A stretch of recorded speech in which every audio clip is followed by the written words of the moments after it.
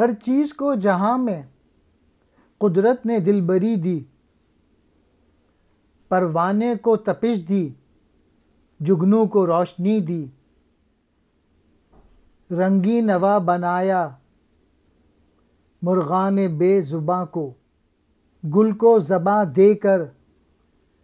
تعلیم خامشی دی۔ ان اشعار میں علامہ اقبال پروانہ جو کیڑا ہے اور جگنو جو کیڑا ہے ان کے حوالے سے بتا رہے ہیں اور ان کی فطرت کے مختلف آسپیکٹس بتا رہے ہیں کہ قدرت نے دنیا میں